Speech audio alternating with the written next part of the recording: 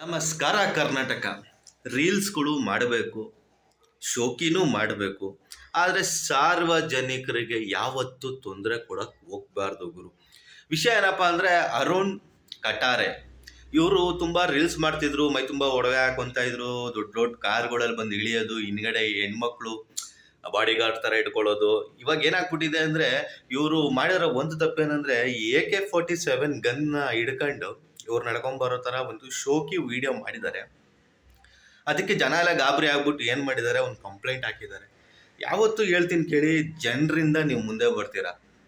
Public is very very important. ಜನ ನಿಮ್ಮನ್ನು ಗುರುತಿಸ್ತಾರೆ, ಲೈಕ್ ಮಾಡ್ತಾರೆ, ಶೇರ್ ಮಾಡ್ತಾರೆ, ಕಮೆಂಟ್ ಮಾಡ್ತಾರೆ.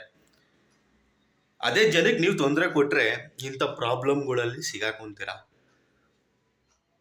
ಜನರೇ ಅನ್ನದಾತ್ರಲ್ವಾ. ನಿಮ್ಮ ಹತ್ರ ದುಡ್ಡಿದ್ರೆ ನಿಮ್ಮ ಮನೇಲಿ ಇಟ್ಕೋಬೇಕು. ನಿಮ್ಮ ಹತ್ರ ಏನೇ ಕಾರು ಐಷಾರಾಮಿ ಏನೇ ಇದ್ರೂ ಪಬ್ಲಿಕ್ಕಲ್ಲಿ ಬಂದು ಯಾರಿಗೂ ತೊಂದರೆ ಕೊಡೋಕೆ ಹೋಗ್ಬಾರ್ದು. ಇದನ್ನು ಫಸ್ಟ್ ಅರ್ಥ ಮಾಡ್ಕೊಬೇಕು. ಈ ಸಣ್ಣ ಇನ್ಸಿಡೆಂಟು ಜೈಲವರೆಗೂ ಹೋಗ್ತಿದೆ, ಅರೆಸ್ಟ್ ಮಾಡಿದ್ದಾರೆ. ಸ್ವಲ್ಪ ಪರಿಜ್ಞಾನ ಅನ್ನೋದು ಮನುಷ್ಯನಿಗೆ ತುಂಬ ಇಂಪಾರ್ಟೆಂಟ್ ಆಗುತ್ತೆ. ದುಡ್ಡಿದ್ದು ಬಿಟ್ರೆ, ದೊಡ್ಡ ದೊಡ್ಡ ಕಾರ್ ಇದ್ದುಬಿಟ್ರೆ ಎಲ್ಲ ಬಂದಂಗಲ್ಲ. ಸ್ವಲ್ಪ ಜ್ಞಾನ ತಿಳುವಳಿಕೆನೇ ಇರಬೇಕು. ಪಬ್ಲಿಕ್ಕಲ್ಲಿ ಯಾವ ಥರ ಇರಬೇಕು, ನಾನು ಏನು ಮಾಡ್ತಾ ಇದ್ದೀನಿ ಎಲ್ಲ ತಿಳ್ಕೋಬೇಕು. ಶೋಕಿ ಮಾಡೋದು ದುಡ್ಡಿದೆ ಅಂತ ಶೋಕಿ ಮಾಡಬೇಡ್ರಿ ಅಂತ ನಾನೇನು ಹೇಳಕ್ಕೆ ಹೋಗ್ತಾ ಇಲ್ಲ.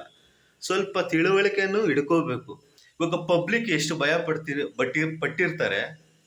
ಭಯ ಪಟ್ಟಿರೋದ್ರಿಂದನೇ ಒಂದು ಕಂಪ್ಲೇಂಟ್ ಆಗಿದೆ ಪಬ್ಲಿಕ್ಕಿಂದ. ಯಾವತ್ತೂ ಪಬ್ಲಿಕ್ಕಿಗೆ ತೊಂದರೆ ಕೊಡೋಕ್ಕೆ ಹೋಗ್ಬಾರ್ದು ಗುರು. ಮತ್ತು ಸ್ನೇಹಿತರೆ, ಇವ್ರನ್ನ ಅರೆಸ್ಟ್ ಮಾಡಿರೋದು ನಿಮ್ಗೆ ಏನು ಅನಿಸುತ್ತೆ ಅದನ್ನು ಕಮೆಂಟ್ ಬಾಕ್ಸಲ್ಲಿ ತಿಳಿಸಿ. ಹಾಗೆ ಈ ಒಂದು ವಿಡಿಯೋನ ಶೇರ್ ಮಾಡಿ. ನಮಸ್ಕಾರ.